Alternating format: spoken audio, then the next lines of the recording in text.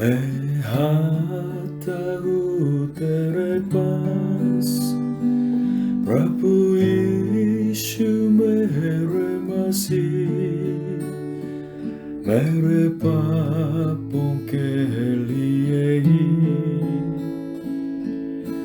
उधार दे मसीह।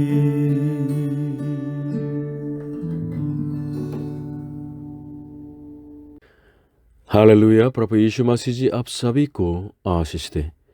हर साल Christmas season में लोग तो किसी को दान देते हैं और गिफ्ट खरीद के देते हैं और लेते हैं, हर्षित हो जाते हैं, शराब पीते हैं, पार्टी करते हैं। इस तरह संसारिक जो खुशियों के जो अधिक भाग क्रिसमस के अर्थ से कोई संबंध नहीं, सिर्फ ये बिजनेस है और शारीरिक है। हमारे जो संस्कृति और परंपरा के बारे में उसके सही अर्थ के बारे में हमें पूछना है, और अगर कोई अर्थ नहीं मिलता है तो अपने को रोकना है, स्टॉप करना जरूरी है। अर्थ के अनुसार व्यवहार करना बहुत जरूरी होता है। क्रिसमस दो शब्द से बने हुए हैं। लातिन शब्द है क्रिस्टुस और मास, ये दोनों का जोड़ है।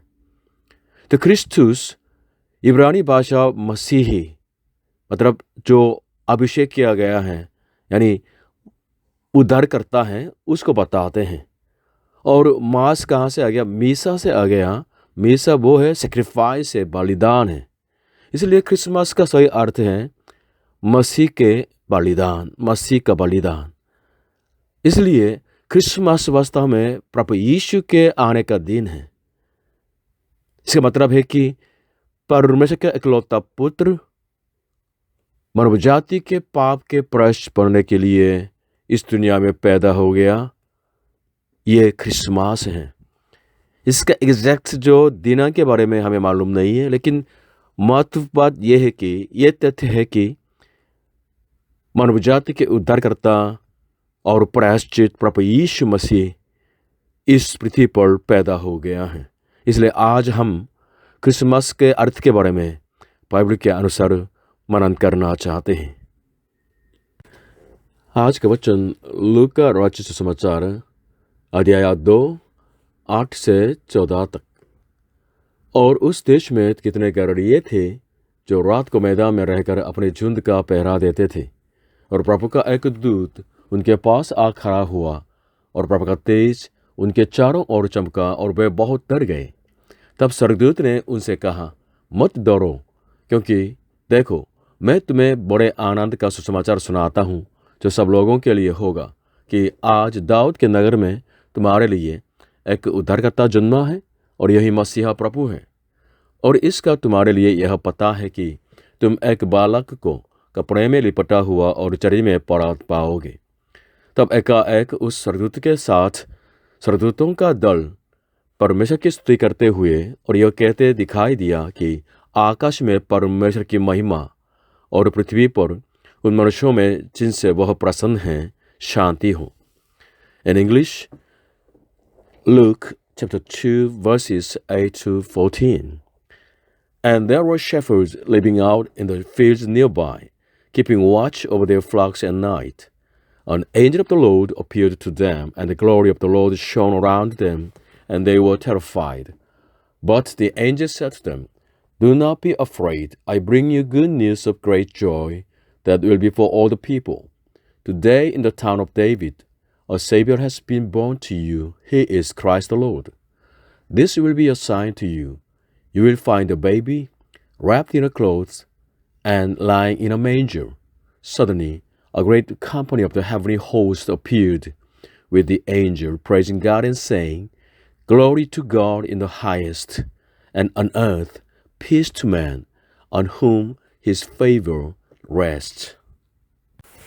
आज के पॉइंट 1, क्रिसमस परमेश्वर की दया का दिन है। 8वीं नौवीं में इस तरह लिखा है कि और उस देश में कितने गलीली थे जो रात को मैदान में रहकर अपने झुंड का पहरा देते थे, और प्रभु का एक दूत उनके पास आ खड़ा हुआ, और प्रभु का तेज उनके चारों ओर चमका, और वे बहुत डर गए। हजारों सालों से मानव जाति ने प्रतीक्षा की थी, और परमेश्वर ने अपने वादे किए हुए मानव जाति के मुक्तिदाता को इस दुनिया में भेजने वाले थे, इसका खबर एक स्वर्गदूत ने किसको बताया? वह नहीं जो इस्राएल के राजा या महायाजक, याजक लोग या बाइबल को अच्छी तरह जानने वाले बाइबल के ज्ञानी इस्राएल के अगुवे नहीं थे। किसको बताया? उनको जो रात को मैदान में अपने झुंड का पहरा देने वाले थे, चरवाहे लोगों के लिए, गड़रिये लोगों के लिए स्वर्गदूत ने इस तरह खबर को दिया था। क्यों? क्योंकि परमेश्वर मनुष्य के दिल को जानते हैं। 2 उदाहरण हैं। मेशिया के जो जन्म के बारे में पता चल गया पूर्व के ज्योतिषियों को, एक तारे के पीछे पीछे वे लोग इसराइल में आए हैं, और ये खबर हेरोद राजा को भी मिला है। तो हेरोद राजा ने पता किया है। इसलिए क्या हो गया? हेरोद राजा ने बैतलहम और उसके आसपास के क्षेत्र के अंदर जो लड़के 2 साल के नीचे हैं उनको सब मरवा डाला, क्योंकि मसीह को मार डालने के लिए। और इसी बाद 30 साल के करीब बाद प्रभु यीशु के ज़माने में जो यहूदी धर्म के अगुवे लोगों ने प्रभु यीशु से ईर्ष्या किया है और यीशु को पकड़वाया और क्रूस पर मरवाया। क्यों परमेश्वर ने इस तरह चरवाहों को, गड़रियों को खबर दिया है? क्योंकि परमेश्वर ऐसे काम करते हैं जिनको दया दिखानी है, उनको दया दिखाती है। मतलब ये है कि ये गड़रिये उस मुक्ति के सुसमाचार सुनने के लिए कोई उनके अंदर योग्यता नहीं थी। सिर्फ परमेश्वर ने उन पर दया की, इसलिए उन्होंने उद्धारकर्ता के खबर सुन लिया है। हम भी इस तरह हैं। हमने परमेश्वर की तलाश नहीं की, हमें उनके बारे में मालूम भी नहीं था, लेकिन मुक्तिदाता के सुसमाचार हमें मिला। हमने सुना और परमेश्वर विश्वास किया और मुक्ति पा लिए। हालेलुया। इसलिए हम इस क्रिसमस पे हमें मुक्ति दिलाने वाला परमेश्वर की वजह से क्रिसमस को मनाएं, क्योंकि क्रिसमस हमारे मुक्तिदाता परमेश्वर की दया का दिन है। हालेलुया। आज का पॉइंट 2, क्रिसमस उद्धारकर्ता के सुसमाचार का दिन है। 10वीं से 12वीं। तब स्वर्गदूत ने उनसे कहा, मत डरो, क्योंकि देखो मैं तुम्हें बड़े आनंद का सुसमाचार सुनाता हूँ जो सब लोगों के लिए होगा, कि आज दाऊद के नगर में तुम्हारे लिए एक उद्धारकर्ता जन्मा है, और यही मसीहा प्रभु है। और इसका तुम्हारे लिए यह पता है कि तुम एक बालक को कपड़े में लिपटा हुआ और चरनी में पड़ा पाओगे। कुमारी मरियम पवित्र आत्मा से गर्भावित हुई थी। इसके बाद उसकी शादी तो यूसुफ से हुई। नाज़रेत में रहते थे और माँ बनने वाली थी, लेकिन रोम के जो साम्राज्य हैं उसने आज्ञा दी कि सारे लोग अपने अपने जो जन्म स्थान के पास जाके तो वहाँ रेस्टोरेंट कराएं। इसलिए बैतलहम जा रहे थे, लेकिन वहाँ कोई होटल नहीं था रुकने के लिए। इसलिए जब प्रभु यीशु पैदा हो गया तो कपड़े में लिपट के तो चरनी में रखा था। इस तथ्य को एक स्वर्गदूत ने तो गड़रिये को बता दिया। जैसे उस स्वर्गदूत ने बताया, क्रिसमस कैसा दिन है? वो बड़े आनंद का सुसमाचार का दिन है। पापित मानव जाति के मुक्तिदाता प्रभु यीशु मसीह इस पृथ्वी पर तो पैदा हो गया है। इस तरह हर्षित जो दिन है।